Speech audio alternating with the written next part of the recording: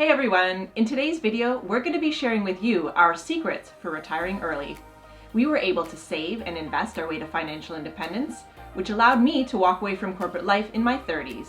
And I was able to retire in my 40s. So by the end of this video, you'll know our 5 key strategies that allowed us to retire decades ahead of the traditional age. I'm Gillian. And I'm Stephanie. We're a Canadian couple who worked in Singapore for the past 6 years.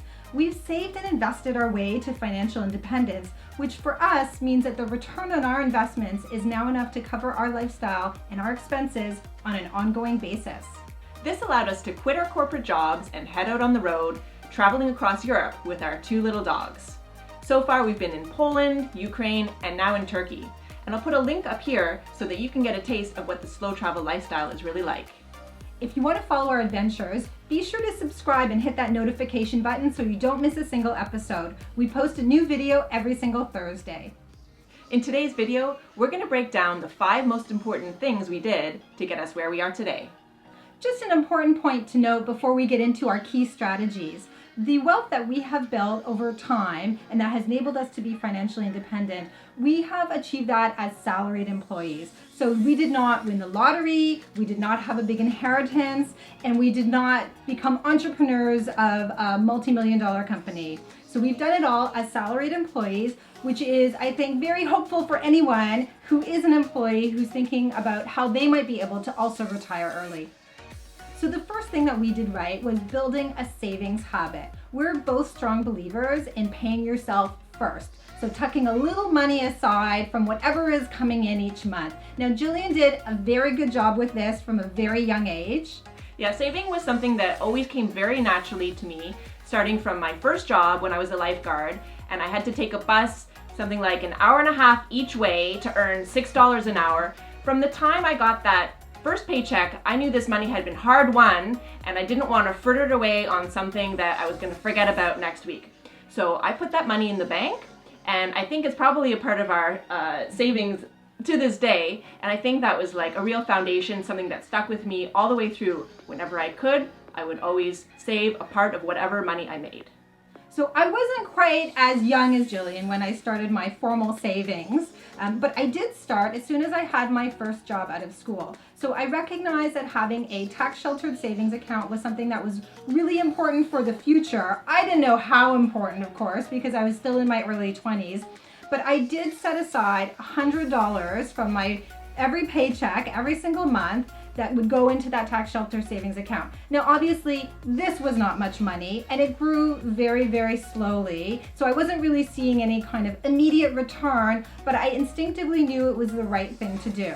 Now, over the course of my lifetime, as my income grew, I was able to contribute more and more and more. I had been building that great savings habit until eventually I was maxing it out every single year for my tax sheltered savings. So this was, again, a great thing to be doing. You start early and often, and you just keep it consistent over time. And that has been very helpful to us in building wealth. The second thing we did was we avoided going into debt. This means we didn't make any purchases until we actually had the cash in our hands to make them. So, for example, when we were buying a car, instead of buying something brand new and taking out a car loan, we bought something used that was affordable that we could pay in cash. And as well, although we have used credit cards, we've never carried a balance on those cards. Probably the biggest debt that I was able to avoid was student loan debt. So I had been in the Army Reserves in high school, and I heard that there was a military university where I could go and get a full scholarship for my 4-year undergrad degree. So I went ahead and applied and was fortunately accepted to this program, graduating 4 years later with a business degree, a job as an officer right upon graduation, and $0 in student loan debt. So coming from a school for the arts in high school, this was a pretty unconventional choice amongst my friends. I saw it though as an opportunity to get an education. As well, I would have at least 5 years of solid work experience as an officer, not to mention serving my country too. So avoiding debt is a very important step in growing your wealth over time. The other thing that's important, of course, is growing your income, because that's going to make a major contribution to your ability to retire early. For our part, we have constantly looked for ways to retool our skills, to do more training, to find new jobs, new career paths that would be more lucrative for us. So this has meant sometimes moving from job to job, sometimes it's meant moving from country to country. So generally just being very flexible in how we approach developing our careers to develop our income. So for me, this goes all the way back to choosing what to study in school.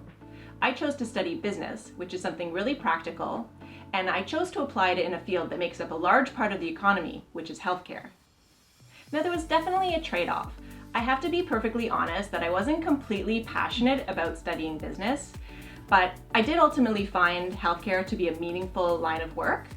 And I can't tell you whether what I did was right or wrong, but I can tell you it was one of the things that helped me to retire early. So for me, there have been a lot of strategies that I've tried in order to grow my income by growing my career. So I have tried to seek out high demand niches within my industry. I have tried to ensure I'm always upskilling myself by speaking at conferences or writing blogs or just otherwise honing my skills so I could always present myself as an expert in my field. But far and away, the most important thing that we both did to grow our income and grow our career and ultimately grow our wealth was to actually move our entire careers and move our lives from Canada over to Singapore. So I just wanted to make it clear that there was no company that very nicely shifted us over on an expat package. In fact, this is something that we very much did for ourselves. So we identified Singapore as a place that was a very dynamic market, one where we could definitely find great opportunities within our respective fields. So we did it all on our own through networking, job interviews, and finally getting our first opportunities in Singapore. So beyond offering a more dynamic job market versus Canada, the other thing that Singapore had to offer was a very low tax rate. And I have to say that this is something that really helped us supercharge our savings because we were able to save a lot more than if we had just stayed back at home working away at the same careers. So that was a really key point for us.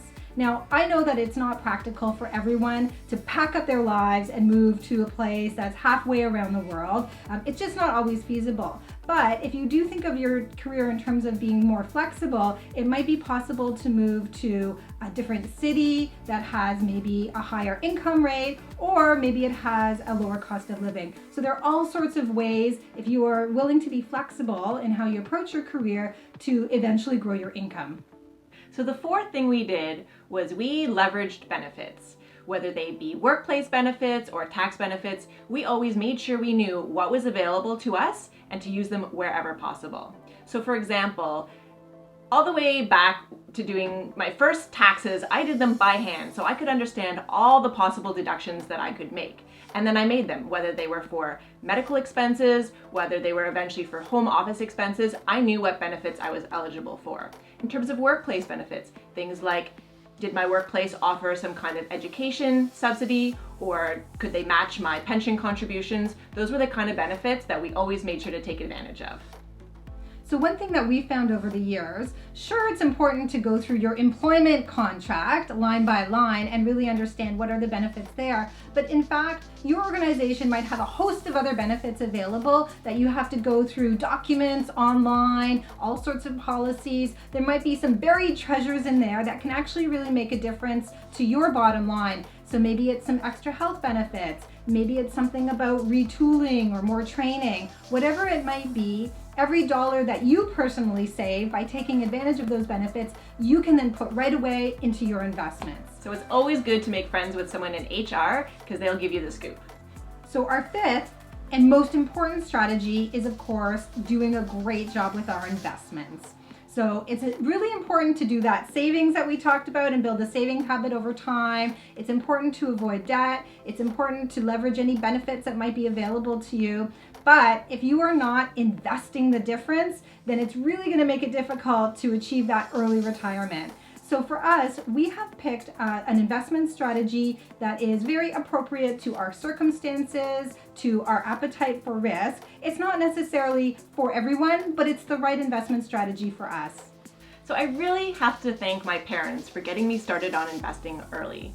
I remember I was about 10 years old when they bought me a Canada savings bond for $100. And they said to me, if you hold on to this, it's going to be worth $104 in 1 year. Well, $4 is not a huge amount of growth, but it was certainly more than I had at the start of the year, and I thought this was a great idea, and it's something I carried on from them, rolling that money over eventually into a GIC and eventually into mutual funds.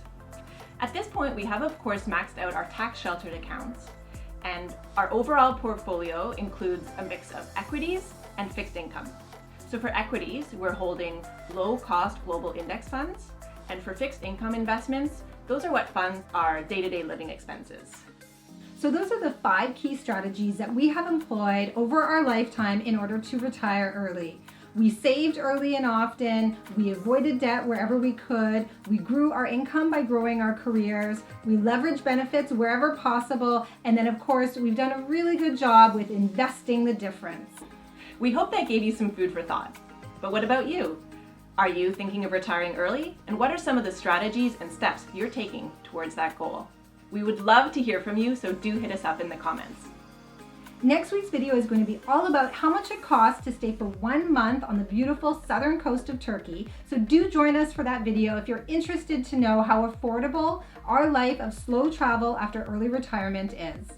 Definitely subscribe and hit that notification button so you don't miss a single episode. Thanks for watching. See you next time.